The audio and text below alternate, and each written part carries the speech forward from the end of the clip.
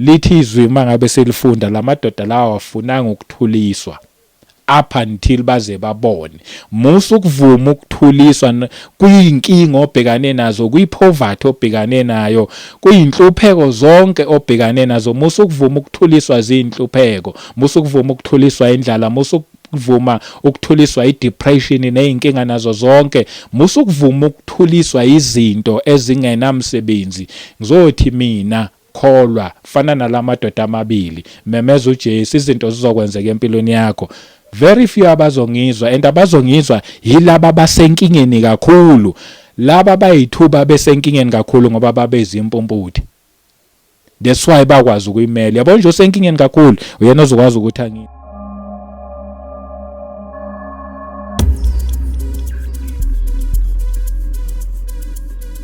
Welcome once again ku-Kota2 Media. Igama lami ngumduduzi Shabangu. Ngiyabonga nje ukuthi uchoose le channel lana sikhuluma ngomuntu kanye noNkulunkulu. Akukho kunye nje sikhulumayo. Ngiyakwelcome mangabe uyaqala ukuhlangana kanye nale channel, mhlawumbe usubscribeile. Siyabonga ngama subscribers onke, siphinde sibonge futhi ngaba commentayo, ngaba likeayo, ngama returning viewers, ngakho konke nje siyabonga. Sizothi namhlanje le message usengaqhubeka futhi uyisharele nabanye ukuze bezoba abaningi abantu abasizakalayo. But ake singene kwi message ya namhlanje etholakala kuMatthew chapter 20. Lapho sizoyifunda khona verse 29. Ihloko sakhona nje sithi two blind men receive their sight. Amadoda amabili lawa akwazi ukuthi aphinda bone futhi. Two blind men receive their sight, verse 29 ngoba ngifunda ngo King James version la. It like him again.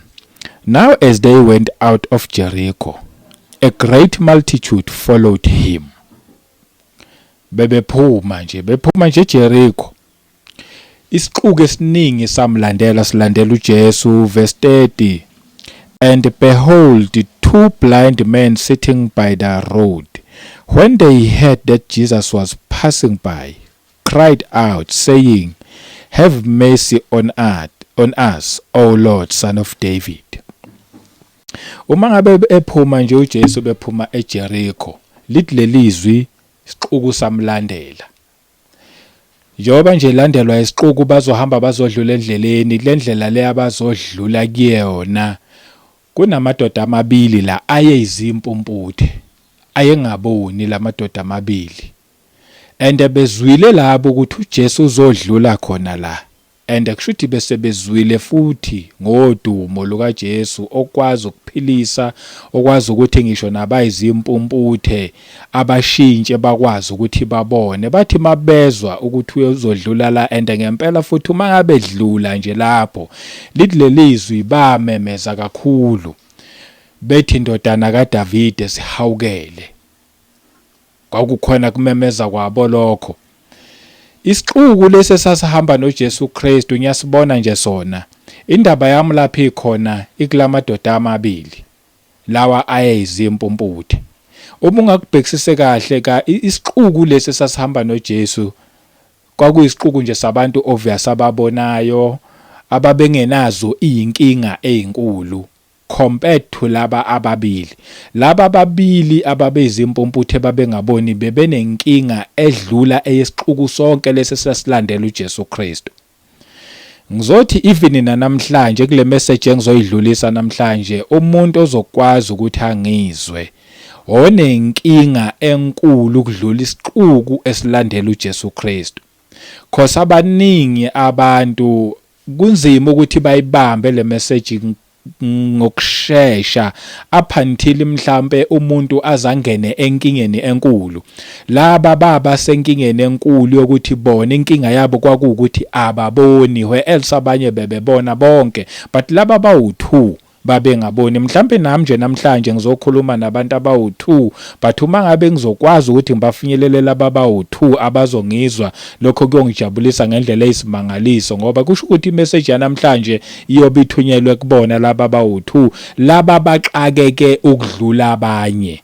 Yabona nje umuntu ongaxakekile sometimes kuba nzima ukuthi abanye abantu kubalula, yes, ukuthi bayizwe indaba kaJesu Kristu, but abaningi izinto ukuthi mayisese kahle nje saseku average abayizwa bayibambisisi up until umuntu aze abe senkingeni edlule yabanye, then uyena ke umuntu lokwazi ukuthi ahlale phansi athula amamele nalaba into eyabenza ukuthi bakwazi ukuthi bamemeze bathi indodana konkosi, indodana kaDavide sihawukele. Into eyakwazi ukuthi bamemeze isixuku nje sasilandela sasingamemezi lutho, but laba bamemeziswa yini ukuthi inkinga yabo inkulu kudlula isixuku esilandela uJesu Kristu. But ake siqhubeke nayo le ndaba. Ithi ke verse 31, then the multitude warned them that they should be quiet, but they cried out all the more, saying, have mercy on us, O Lord, Son of David. Ngesikhathi bememeza lapha bememeza uJesu Kristu odlula khona lapha endleleni, isixuku siyabathulisa. Ngithi manje isixuku sona inkinga yabo nabo banazi inkinga, but ezabo nje zi-average. And lithi lelizwe isixuku siyabathulisa sithi abathule. And ngesikhathi isixuku sibathulisa, ngiyayithanda lento eyenziwayo lamadoda amabili. Instead of balalela isixuku esibathulisayo bathi nabo ngoba siyathuliswa ke okungcono sivele siyeke nathi sisala nje sesithula ngoba vele siyathuliswa kukho esingakwenza. Engikuthandayo ngalamadoda amabili lithi izwi likaNkulunkulu bamemeza kakhulu kunakuqala. They cried out even the more. Bamemeza kakhulu kunakuqala bathi onkosi, ndodana kaDavide sihawukele. Abafunanga ukulalela isixuku esibathulisayo. That's why ngithi nje abantu abazokungizwa kahle today abantu abasenkingeni, ngoba umuntu osenkingeni once wezwa ngoJesu othethelela izono, once wezwa ngoJesu ophilisayo, elithi izwi lakhe izwi mangabe selifunda weza vele emhlabeni ezele lokho ukuthi izono zethu uyithethelelo, kungesikhona lokho kuphela kuukuthi futhi again nabagulayo kumele ukuthi nabo mabaphile. Ingakho nje silizwa izwi lapha yana ku 1 Peter 2 verse 24 ukuthi ngemivimbo yakhe futhi saphiliswa. Oyongizwa nje yilo senqakini ukudlula abanye, uyena kozokwazi ukuthi angizwe kahle. Lalela, uma uqala nje ulandela indaba kaJesu Kristu, isixuku vele sizokuthulisa. And uyibheke kahle le ndaba, isixuku lesi sasilandela uJesu Kristu. Lalela, abantu abangamlandeli uJesu ngeke bakuthulise because indaba kaJesu abayazi, abayi-understand, akukho lula ukuthi bakuthulise.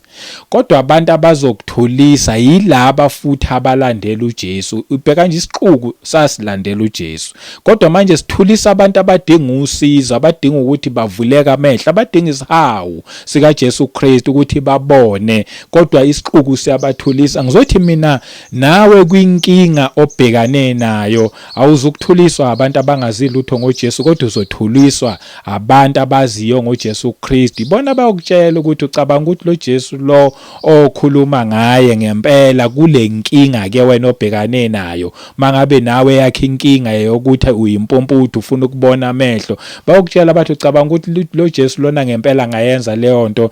Abanye baze bathi mangabe bekhuluma ngehealing, ngokuphiliswa, ngokuthi mawuyimpomputhe amehlo ayavuleka ubone, bathi no leyo nto leyo yayenzeka nje eBhayibhelini. Kukhuluma abantu abaphethe iBhayibheli, khuluma abantu abayisixuku esilandela uJesu Kristu, bathi no yayenzeka nje eBhayibhelini, kwakwenzeka kudala. Kulesi sikhathini esiphila kusona akekho umuntu ongathi eyimpumputhe kukhulunywe izwi likaJesu Kristu avuleka amehlo. Isixuku sithi akwenzeki lokho, but manje sekubiza abanike, sekubiza umuntu ozothatha okusezweni njengoba kunjalo. Sekubiza umuntu ozokholwa ukuthi lo Jesu okukhulunywa ngaye uma ngabe wakwazi ukuphilisa amadoda amabili ayesendleleni ayizimpumputhe engaboni, nami ngiyimpumputhe namhlanje, kusho ukuthi usengangihawukela ngikwazi ukuthi ngiphinde ngibone. And futhi noma ngabe yiphike enye inkinga umuntu abhekane nayo, lithi izwi mangabe ulifunda lithi okungenzeki kubantu kuNkulunkulu kuphela kuyenzeka. Yabona Lezi zinto mawuyifunda uyilandelela ngempela uma ngabe ungaya ngenyama uzobona ukuthi kwakuyizinto nje zaseBhayibhelini izitori, but manje kufuna ukuthi uphume enyameni ubuye ube kumoya, ngoba manje ungene ezindabeni zikamoya noNkulunkulu esimkhonzayo umoya nezwi lakhe liwumoya, nawe kumele ube kumoya to understand izindaba zikaNkulunkulu ukuze zizokwazi ukuthi zingene ngaphakathi iphile kuwena, ukuthi noma ngabe ke wena ubhekane nanoma ngabe yisiphi isifo, bheka nje kuba impumputhe,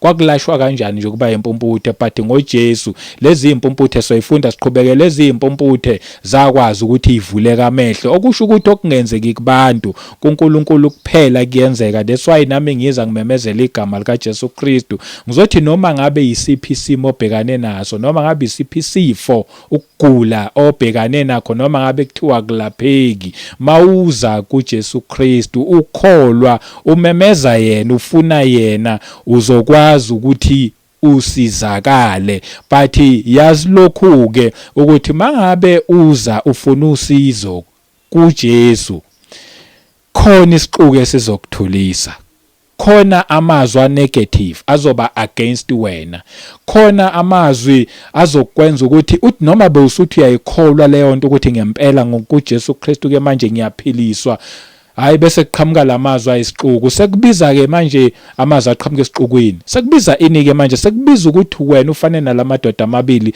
uvale indlebe zakho ungasizwe isixuku ukuthi siyakuthulisa, kodwa wena ukholwe yilo Jesu okholwa kuye, ukuthi lo Jesu njengoba nje ummemeza ngempela futhi amehlo akho angavuleka.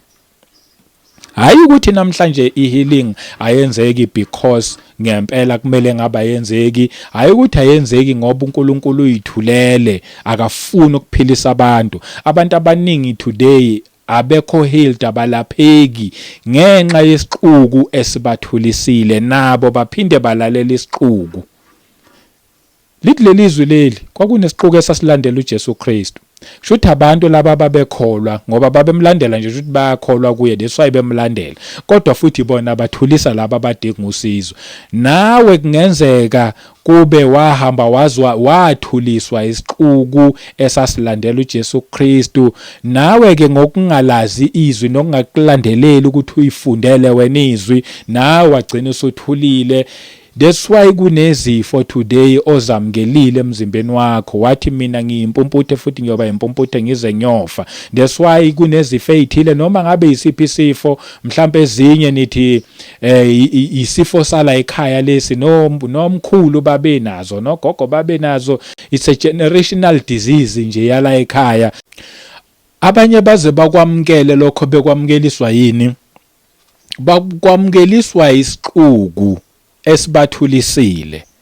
La kufuneka deswa ngithi abazongizwa nje ba very few, maybe bawu2, ngoba manje isixuku asikwazi ukuyibamba lento, kodwa manje khona laba babili abazokwazi ukuthi bayizwe lento, ukuthi kuJesu nanamhlanje ihealing isasekhona, nanamhlanje impumputhe isavulwa amehlo, nanamhlanje njengoba nje wayenza laba bathumile ukuthi benze umsebenzi wakhe, basakwazi ukuthi mabekhuluma izwi nempumputhe ekhaya la ingaboni khona ikwazi ukuthi ibone ngobani, ngoJesu oyinkosi nomsindisi, hayi ngamandla ethu, hayi ngokwazi kwethu, kodwa ngezwi eselithunyile ngafuthi ngoNkulunkulu okuyena osithumileyo. But ake ngiqhubeke nawo le ndaba. Ithi ku verse 32, so Jesus stood still and called them and said, what do you want me to do for you? Wamo Jesu wababiza. Angithi manje isixuku sibathulisile, but uJesu yena uyezwa, bayangimemeza bathi onkosi indodana kaDavide sihawukele. Uyezwa uJesu wama mayeqeda labo yababuza ukuthi nginganenzelani. Angiqhubeke ngithi verse 33, they said to him, Lord, that our eyes may be opened. Uyaphenduka uJesu uthi nginganenzelani. Lalela, uma ukholwa laba bammemeza ngokukholwa, uma ukholwa, the very same Jesus owaphenduka wayeyimpumphutheni ezingafunanga ukuthuliswa isixuku. Ngizothi nami musu ukuthuliswa isixuku esilandela uJesu, mhlambe ngaba abazalwane, mhlambe ngabe isonto eselishumayela ivangeli lokuthi healing ayisekho.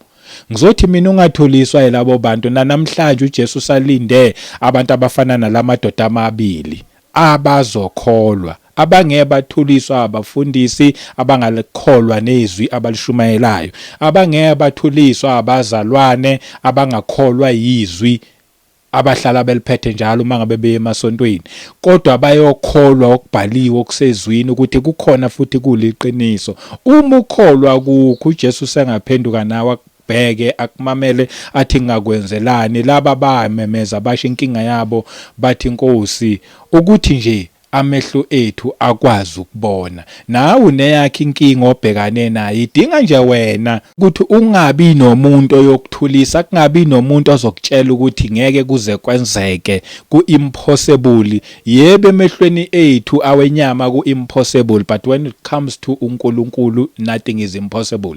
That's why wasilethela uJesu Kristu owasinqobela konke, by the way wasinqobela even nana nezifo. KuJesu akunakugula. Bonke abalandela uJesu Kristu abaguli. Bonke abakholwa kuye abasemzimbeni, angithi lithi izwi yena thina siphila kuye naye uphila kithi. Manje uma ngabe siphila kuye uJesu akunakugula, and naye engenakugula phila kithi, nakithina futhi kusho ukuthi akunakugula. Why pho sigula? Siguliswa uyini? Siguliswa isixuku esasithulisa. Senza isixuku ke lesimanje ukuthi sibone ukuthi izifo kufanele nje sizamkele nje ukuthi sophila nazo right through, size songena ethuneni, mhlawumbe sigcine sezisibulalile. Isixuku esiphila naso, esihamba naso sonke silandela uJesu Kristu, but manje lesi sixuku siyawufaka lo mqondo wokukuthulisa. Every time awuthi wena ufuna ukuphuma wedwa uyimemezela uJesu Kristu wedwa, baphinde sikuthulise lesi sixuku sithi hayi thula. Kodwa uma ngabe ungafana nalamadoda amabili, ngiyayisho le ndaba, fana nalamadoda amabili, memeza, usho inkinga yakho kuyena, uready ukulalela ngisho nanoma ngabani. But ake siqhubeke nayo verse 34. Lithi so Jesus had compassion and touched their eyes. Waba nozwelo. Lalela, the very same Jesus owaba nesihawu, nozwelo, ne-compassion kulamadoda amabili.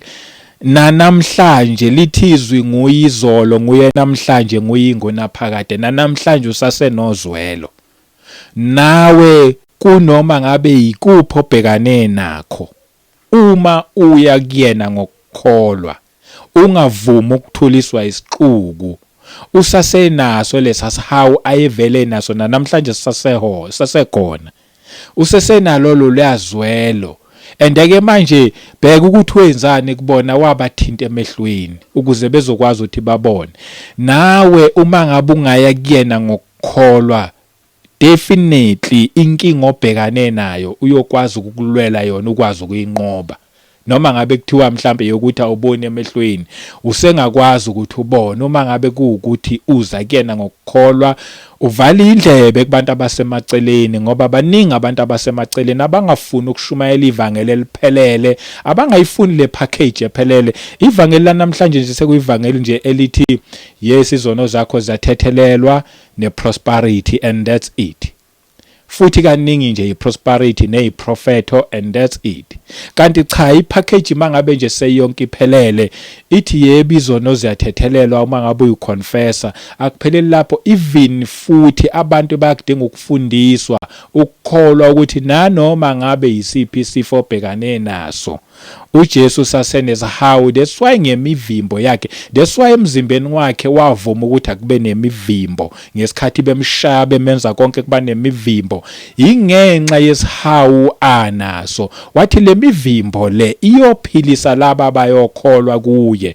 Lithi izwi nje ngemivimbo yakhe saphiliswa ngesikhathi eshayenzwa konke. It was because of i-compassion ayenayo for thina, even nangalesikhathi sanamhlanje, njengoba ulizwa lelizwi ulizwa namhlanje, namhlanje usesenalo uzwelo. Leya mivimbo namhlanje saphilisa futhi yaphilisa. Okwethu ukukholwa ukuthi wayithatha zonke izifo zethu, and mawusukholwa lokho uphinde entertain ukugula, ungakuvumela ukugula, ungalokho uthi ngiyagula. Yebo, mangithi mina umuntu okholwa kuJesu Kristu akaguli, it doesn't mean ukuthi awuwezwa ama pain, it doesn't mean ukuthi azikho izinhlungu obhekane nazo. But manje kubiza ukuthi uthi ubhekane nezinhlungu unga-entertain iy'nhlungu. Angithi lezi iy'nhlungu ziyisixuku siyakuthulisa isixuku. Lezi iy'nhlungu obhekane nazo, lama pain obhekane nazo, no-doctor futhi bakonfirmile, bakudiagnose, abasho bathi uphethwe isifo esithile, bakunikeza namaphilisi, and nawe uyakubona lokho, nomzimba wakho futhi uyehla. Konke nje kuningi okwenzakalayo. Lalela-ke, isixuku lesi sizama ukukuthulisa, okwakho ukuthi musa ukuthula. Musa ukuthula. Lesixuku phela siqhamuka nangendlela eziningi, naso nje isifo sizokuthulisa, sizothi musa ukumemeza uJesu wena uyagula. Musa ke wena ukuzo entertain ukugula, thana ngiyazizwa yebo izinhlungu kodwa angiguli. Angithi manje ukhuluma ukuphila empilweni yakho, ukhuluma wena ukuthi uyaphila, and manje ukuze lo ukuphila ku manifest kufanele kuqale kukholwe wena ugula useyinhlungwini, kodwa manje uyikholwe lento le ukuthi ngiyaphila. And uma uyikholwa lento uyofana nalamadoda amabili. Lithi izwi mangabe selifunda, lamadoda lawa afunanga ukuthuliswa up until baze babone.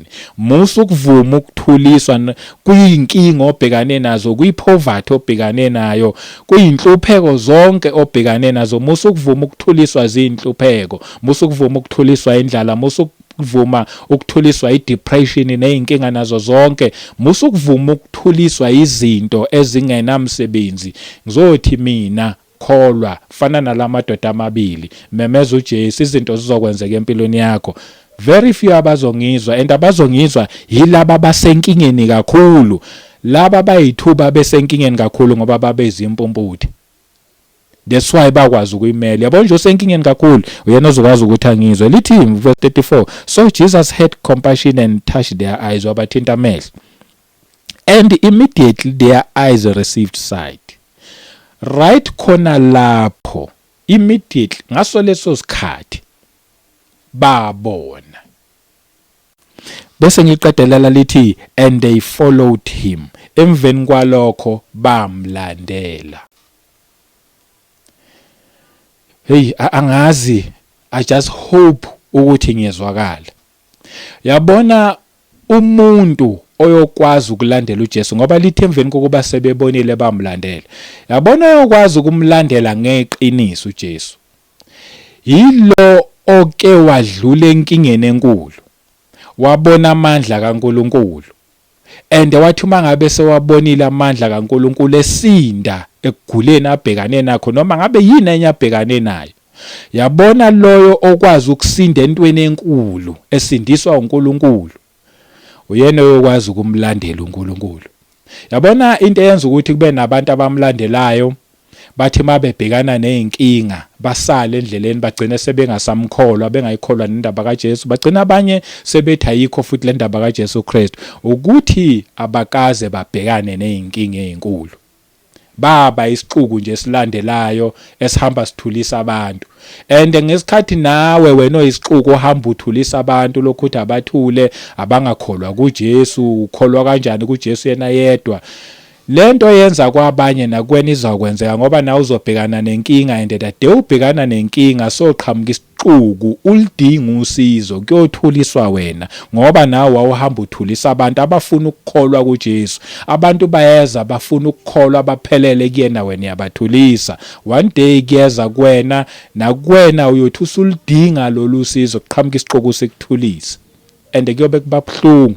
Mhlawumbe yobe ungekho aware ngaleso sikhathi, yobungazinana ukwazi ukuthi sekubuya lento wawuyenza loya muntu wayeyosizakala ukuba umthulisanga, kodwa wena wamthulisa, wathi hayi indaba kaJesu ayisebenzi, and kanti nawe kuzoza kuwena. Lalela, ngizothi mina umuntu okuyena oyokwazi ukuma, ngoba le ndlela inde, sikholwa kuJesu nje inde indlela. Asikholwa namhlanje sisindiswe bese siyafa siyadlula, bese sekuphilene kwingona phakade. Ukholwa mhlambe noma ngabe kuyiphi age kanti usazophila iminyaka inde le ndlela. Along the way ziningi izinto ezizokwenzeka, mhlambe ezinye zezimo ezizokwenzeka kuba izimo ezifuna ukukulahla phansi zikushiyisa ukukholwa kwakho. Yazi abayokwazi ukuma yilaba babe izimpumputhe, laba bamemeza uJesu at some point. Weza wafika wabathinta wabavula amehlo babona.